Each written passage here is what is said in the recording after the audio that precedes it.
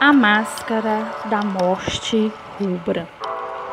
Há longo tempo, a morte rubra devastou o país. Jamais outra praga tinha sido tão fatal ou tão horrenda. O sangue era sua encarnação e o sinal de sua presença, a vermelhidão e o horror do sangue. A vítima sentia dores agudas, uma tontura súbita, depois sangramento profuso por todos os poros e logo se seguia a decomposição. Manchas escarlates sobre o corpo e especialmente no rosto do infeliz confirmavam o selo da peste sobre ele. E esse carimbo de imediato o afastava de toda ajuda e até mesmo da simpatia de seus compatriotas.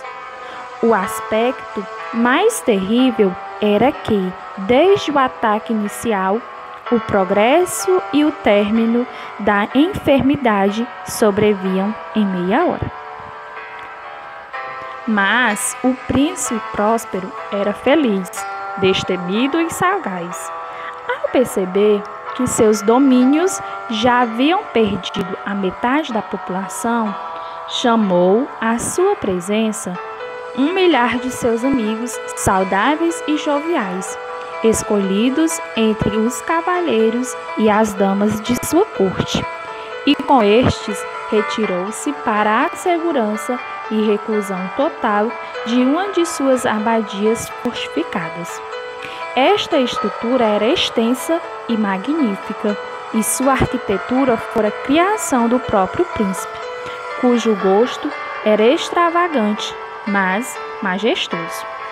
Era cercada por uma muralha alta e forte. Os portões eram de ferro maciço.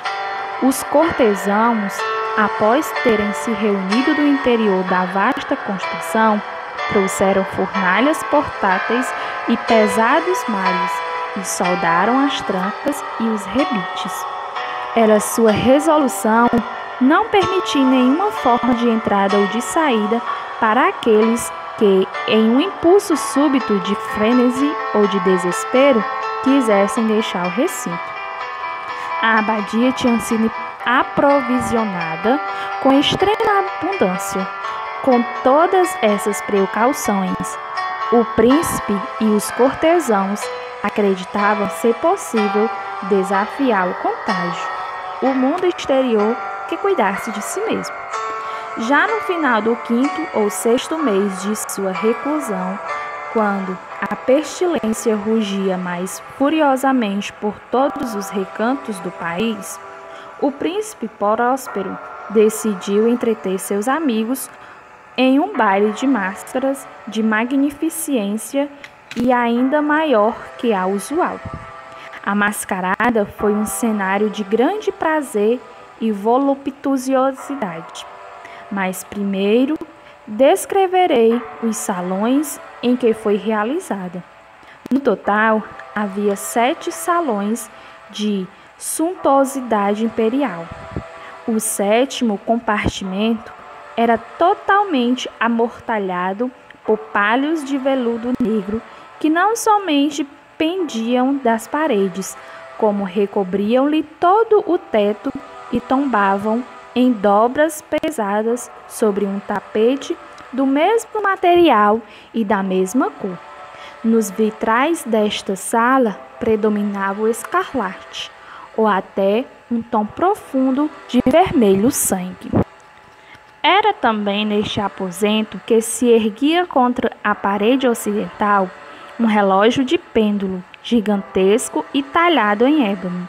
Este pêndulo balançava para a direita e para a esquerda com um clangor pesado, monótono e surdo. E todas as vezes em que o ponteiro dos minutos fazia o circuito do mostrador e a hora estava a ponto de soar, os pulmões de bronze do relógio produziam um som claro, alto e profundo, extremamente musical, porém com uma ênfase e timbre tão peculiares que, cada vez que uma hora transcorria, os músicos da orquestra sentiam-se constrangidos a fazer uma pausa momentânea e escutar o ruído. E deste modo, aqueles que valsavam eram forçados a suspender temporariamente suas evoluções e uma breve perturbação perpassava toda a assembleia e interrompia-lhes as manifestações de alegria. E enquanto o carrilhão do relógio prosseguia em seu toque, observava-se que até mesmo os mais exuberantes empalideciam, enquanto os mais velhos e mais contidos passavam as mãos pelas testas e cobriam os olhos como se estivessem em um momento de meditação ou em um devaneio confuso. Mas, no momento em que os ecos cessavam por completo, um riso leve novamente se difundia entre os dançarinos. Os músicos olhavam uns para os outros e sorriam ironicamente de sua tolice ou nervosismo e prometiam uns aos outros que o próximo soar do relógio não despertaria neles emoção semelhante.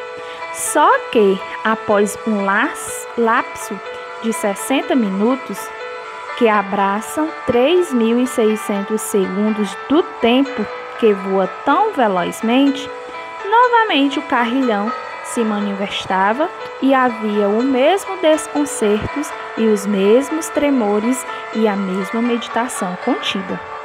E a folia continuava em Torvelinho, até que finalmente começaram a soar as 12 badaladas da meia-noite do relógio de ébano. E então a música cessou, como cessara das outras vezes, e as evoluções dos passistas se interromperam, e uma inquietude suspendeu todo o movimento, do mesmo modo que antes.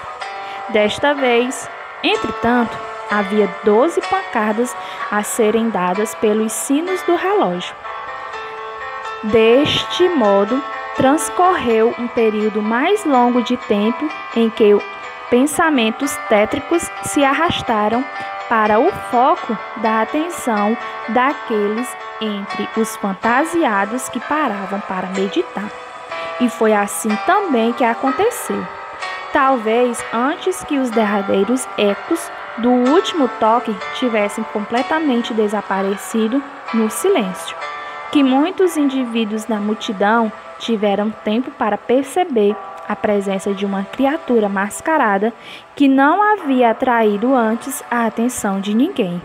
E o rumor desta nova presença se espalhou aos murmúrios, até que uma espécie de zumbido ergueu-se da turba, um sussurro expressivo de desaprovação e surpresa, transformando-se, enfim, em medo, horror e náusea. A criatura era alta e esquálida, amortalhada da cabeça aos pés pelos panejamentos que costumavam ser levados à tumba. A máscara que lhe escondia a fisionomia tinha sido confeccionada de modo a lembrar, em seus menores detalhes, o rosto de um cadáver endurecido, a tal ponto que o mais sério escrutínio acharia difícil apontar a diferença entre aquela figura e um verdadeiro habitante do túmulo. Tudo isto poderia ser suportado e até mesmo aprovado pelos doidos foliões que se acotovelavam ao redor. Mas o mascarado tinha levado o mau gosto ao ponto de imitar detalhadamente os sintomas externos da morte rubra. Sua vestimenta estava manchada de sangue e sua testa larga, juntamente com todos os traços de seu rosto, estava coberta pelas assustadoras manchas que caracterizavam o horror escarlate. Quando os olhos do príncipe Próspero caíram sobre este espectro, o qual, com movimentos lentos e solenes, passava de grupo a grupo entre os dançarinos, como se quisesse salientar ainda mais o seu papel, imediatamente foi tomado de convulsões com fortes tremores provocados pelo medo ou pelo nojo. Mas, no instante seguinte, sua testa ficou encarnada de cólera. Quem ousa? Indagou roucamente dos cortesãos que o rodeavam. Quem ousa insultar-nos com esta farsa sacrílega? Agarrem-no agora e tirem-lhe a máscara, para que saibamos a quem vamos enforcar nas muralhas amanhã pela manhã. Quando o príncipe Próspero pronunciou estas palavras, achava-se na Câmara Azul, que era mais oriental, mas sua voz ressoou clara e estentoriamente através dos 7 salões, porque o príncipe era um homem ousado e robusto, e a música tinha parado no mesmo instante, a um aceno de sua mão. O príncipe, como dissemos, se encontrava no salão azul, com um grupo de cortesãos pálidos a seu lado. Assim que ele falou, houve um leve movimento de investida deste grupo em direção ao estranho, que se encontrava bastante próximo. Mas então, com passo deliberado e majestoso, ele se aproximou mais ainda do orador, e devido a um espanto e terror sem nome, despertado no coração de todos pela assombrosa fantasia adotada pelo farsante, nenhum dentre eles ousou estender a mão para capturá-lo. Desse modo, sem que ninguém o impedisse, ele chegou a 1 metro do príncipe, passou por ele sem lhe dar maior atenção e prosseguiu seu caminho ininterruptamente, com o mesmo passo medido e ponderado que adotara desde o princípio. Foi nesse momento, entretanto, que o príncipe Próspero, enlouquecido pela raiva e pelo opróbrio de sua própria e momentânea covardia, correu velozmente pelas 6 câmaras, ainda que ninguém o seguisse, pois um terror mortal se havia apoderado de todos. Ergueu bem alto uma adaga desembainhada e aproximou-se impetuosamente até chegar a menos de 1 metro da figura que se afastava, momento em que está atingindo a extremidade do salão de veludo negro. Voltou-se subitamente e confrontou seu perseguidor. Ouviu-se um grito agudo, e a adaga caiu, reluzindo sobre o tapete negro, seguida no momento seguinte pelo corpo do príncipe Próspero, fulminado pela morte. Então, e só então, reunindo a coragem selvagem do desespero, uma massa alucinada lançou-se para o compartimento negro. Agarraram o ator, cuja figura alta permanecia ereta e imóvel à sombra do relógio de ébano, e arfaram em um terror inexprimível ao perceberem que a mortalha fúnebre e a máscara mortuária de que se haviam apoderado com rudeza tão violenta não envolviam nenhuma forma tangível. Foi então reconhecida a presença da morte rubra.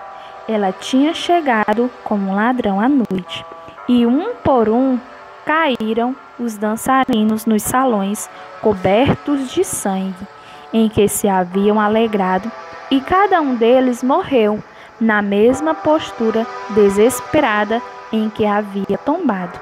E quando o último da alegre companhia soltou o derradeiro suspiro, a vida do relógio de ébano também se extinguiu, e as chamas das trípodes foram se apagando uma a uma.